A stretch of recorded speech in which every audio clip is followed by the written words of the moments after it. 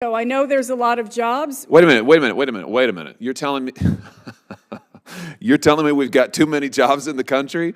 Well, I'm saying that we don't have enough people. That's why we are having a hard time finding folks to work at our department. But wait, you're telling me that we have too many jobs for blue-collar work? Have you seen the number of jobs we have lost in this country to China in the last 20 years? Do you know where those jobs come from? Over 3 million jobs have gone to China. Good luck. Good luck to you. We got plenty, just shut up and go get a job at McDonald's, whatever. No more, quit complaining about the loss of American industry. I mean, good Lord, that is extraordinary. What an extraordinary response. Thank you very much, Mr. Chairman. Thanks to the witnesses for being here. Secretary Holland, if I could just start with you. I want to ask you about this memo from the Bureau of Ocean Energy Management that leaked a few weeks ago that suggests that your department, I'm looking at the memo now, that suggests that your department has been prioritizing a climate change agenda over energy security in this country. And I just want to get to the bottom of this and see if this is true. The memo concerns Lease Sale 258 in Alaska, the Cook Inlet project. And I just want to quote from the memo, which I have in front of me. If the Cook Inlet prospect would be developed, there would be additional government revenues and greater energy security for the state of Alaska. The memo goes on. Nevertheless, it's quite a transition. Nevertheless, because of the challenges facing the nation from climate change, BOEM is not, the Bureau of Ocean Energy Management is not recommending this option. And what the memo says is that the government ought to charge 18.75% in royalties, the maximum take allowed under the law, instead of a lower rate that would actually lead to more development. Now, did you agree with this analysis? Senator, thank you for the question. And of course, royalty rates are such that because our public lands belong to every single American, that Americans should get a fair return on the land that is used for this purpose. But did you agree with charging the highest possible rate in order to discourage bids on the project because of climate change? There is, the royalty rates are, I mean, that's not a surprise. That royalty rate is evident in other parts of the country. And I will say that with respect to our Principal Deputy Assistant Secretary, that is her department, that is her bureau, and I honestly, she takes care of that. She took care of that issue. Well, but you're the secretary, so presumably you understand what's going on in your department. This is an extraordinary memo, and I just want to make sure that I understand what your position is. The memo says that a lower rate, the 16.67 rate to be precise, would have offered greater energy security. That's a quote from the memo. I have it. This is in public. Anybody can read this. Mm-hmm. That would have offered greater energy security. But your department recommended a significantly higher rate that you thought would likely lead perhaps to not developing, not moving forward with the project for the purpose of climate change. You didn't want this to go forward. You didn't want Alaska to have greater energy security because you said climate change. I'm just trying to understand, do you agree with that analysis? And you did indeed impose the higher rate. In fact, the lease sale 258 earned just one bid. So it looked like the strategy worked. I just want to know, do you agree with that we should trade off energy security for this country in favor of a climate change agenda?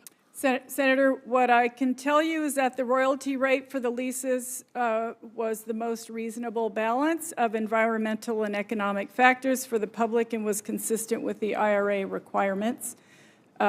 Additionally, of course, yes, we are in the midst of a terrible climate crisis, and it's our job to balance those things, to create a balance on our public lands, because our public lands belong to every single American. Okay, that sounds like a yes to me. So you're telling me, yes, you think that charging more and trading off energy security, sacrificing energy security in favor of the climate change agenda is the right trade-off.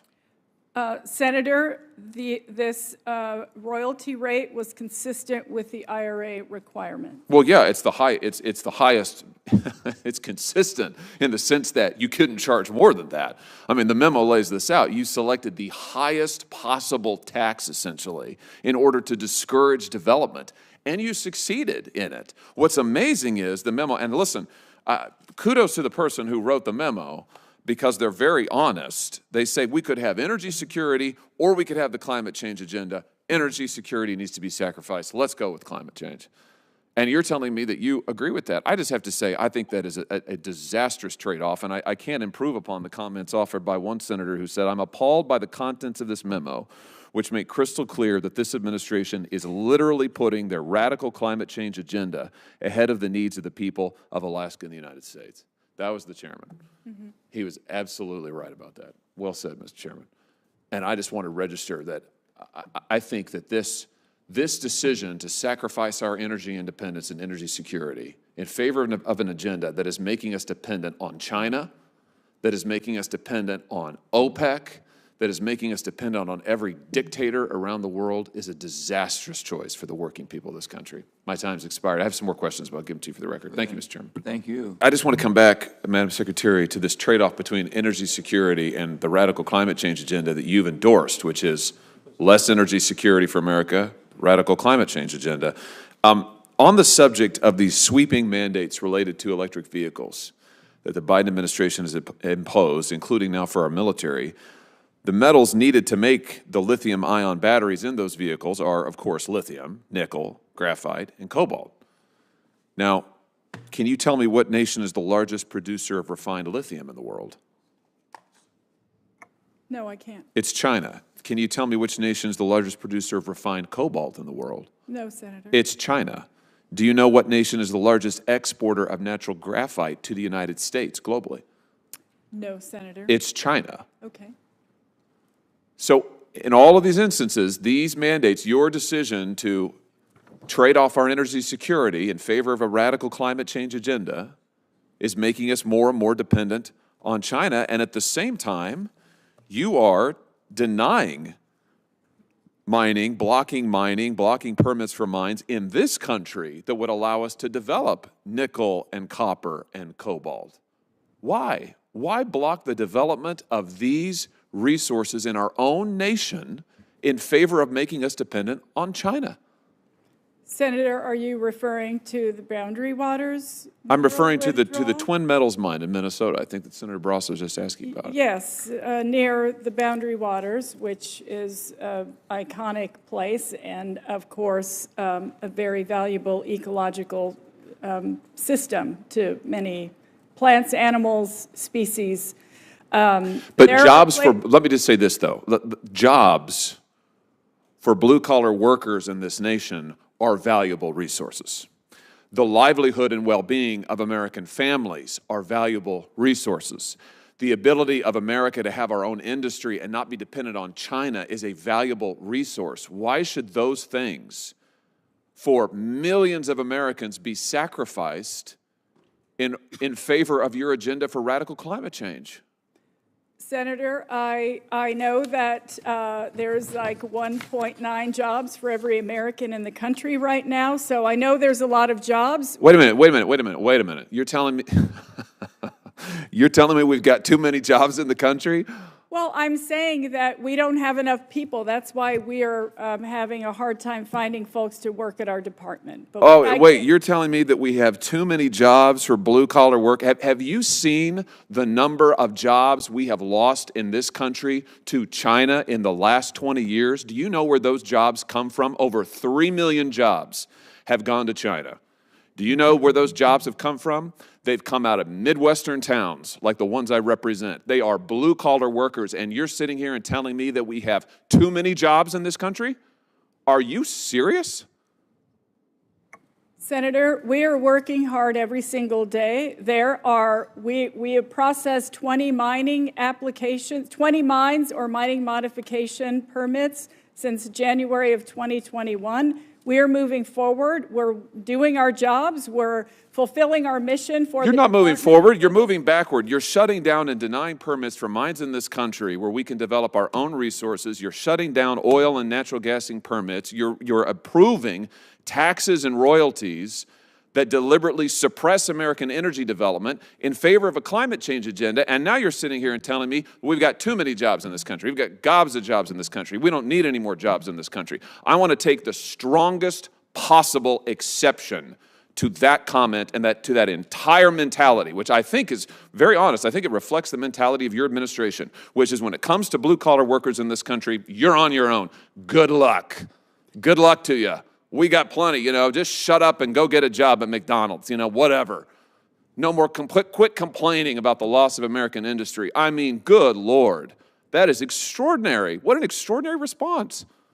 May I say something, Senator? Absolutely. The rest of the time's yours. Thank you. Contrary to that, we have created a number of jobs. We have an orphan gas program where we've capped orphan oil and gas wells, an abandoned mine reclamation project that has lifted whole communities up in reclaiming their mine lands that have devastated their communities. These folks have been out of jobs for years, and now because of the bipartisan infrastructure law, because of the Inflation Reduction Act, they found new ways to engage and not only have jobs, but have a vision for what they want their communities to look like.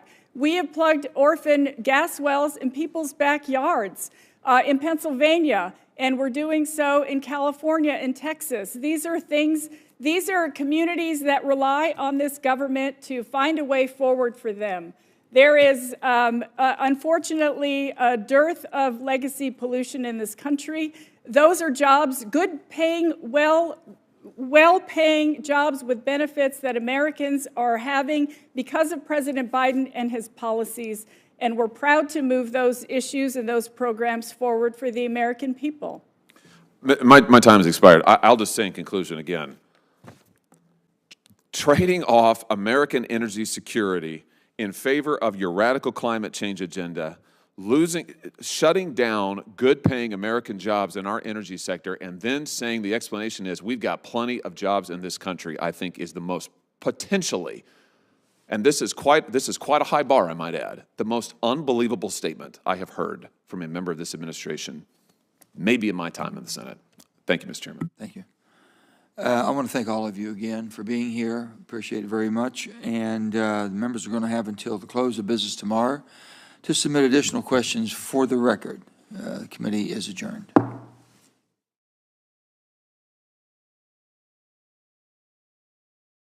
Senator Hawley.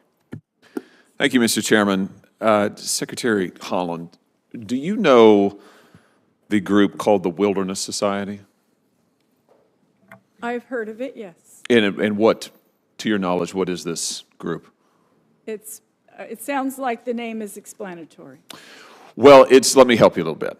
It's a left-wing environmentalist pressure group. Do you know who funds them? I do not.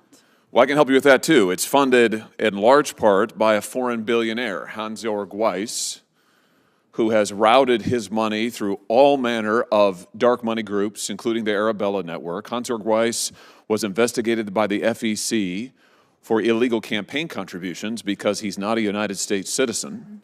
He sits on the governing council of this dark money environmentalist group. Has anybody in leadership at your department met with them, the Wilderness Society? Senator, I do not know this individual, and Has anybody in leadership at your department met with the Wilderness Society?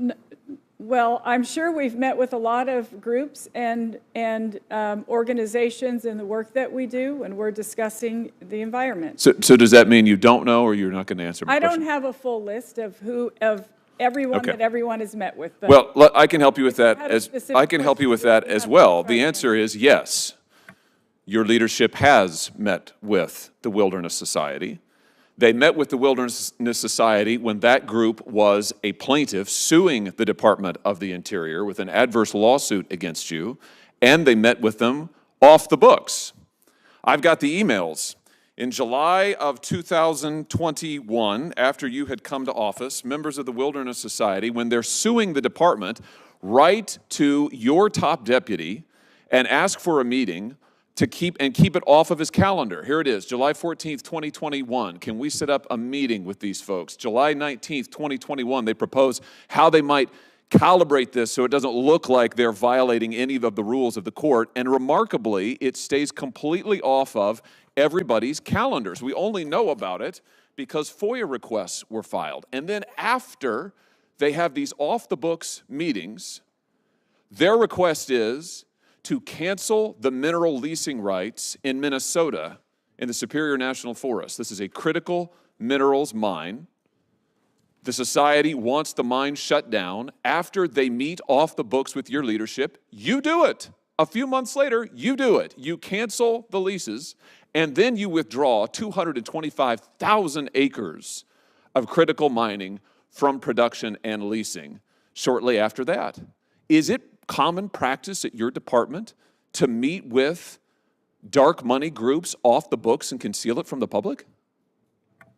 Senator, thank you for the question. And of course, I can't answer to, if you're referring to our former deputy secretary, he's no longer at the department. Who worked for you?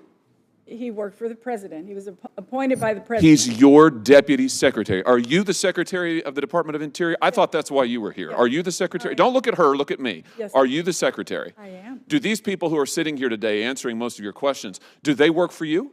They work. Do they report for you? You're not in work- charge? They work with me. They work with We you, work so as you're a not in team. charge of the department. Oh my gosh, I thought you were in charge. I thought that's why you were here. We work as a team. Oh, okay, so who's in charge then? I provide the vision, I provide the overall direction, and But you're not in charge. our mission. Do you take responsibility for what happens I at the take- Department of the Interior? Take responsibility. Do you take for full responsibility for what happens at the Department of the Interior? Good. Then why are your leadership meeting with dark money groups and concealing it from the public? Why are they doing it off the books? How many times has this happened? Senator, this is the first I'm hearing of this. My deputy secretary is no longer there, and I can't answer to what he did when he was there. What did they get out of it, do you suppose? What do you suppose Hans-Jörg Weiss got out of you canceling the leases after they asked you to? I don't know who. In an off-the-books I reading. don't know who this individual Oh, is. sure. I mean, you don't know, you're not in charge, you're not responsible. We have a corruption problem in this government, Madam Secretary, and frankly, we have a corruption problem in your department. We don't. We've got we certainly do. We have foreign billionaires who are funding dark money groups coming to meet with your leadership, concealing it from the public while they are filing lawsuits adverse to the department, doing it without the court's knowledge, doing it, you say, without your knowledge, and then getting exactly what they want. Now, I don't know how much money he made off of it. I'm sure it was a lot. I know how he made his money. He made his money by poisoning people. Hans-Jörg Weiss, here's what his company did. In 2009, Synthes USA, with Weiss at its head, was charged by Philadelphia's U.S. attorney with running an illegal clinical trial on humans. They injected them with a cement that turns to bone inside the human skeleton. That's the guy who's funding this group, who's pressuring your department, and you're meeting with them off the books and giving them exactly what they want. I did not meet with him. You're implying that I met with him. I'm just trying to figure out who's in charge of the Interior Department. You've said it isn't you. It sounds to me like it's the billionaires. It sounds to me like it's the dark money billionaires who are calling the shots at the Department of the Interior. And all I have to say to you, Madam Secretary, is that is a travesty. It is a travesty. The American people should be in charge, not the foreign billionaires. And the fact that you've let them run rampant is outrageous. It's outrageous. I've said that over Thank you, and Mr. over Chairman. again.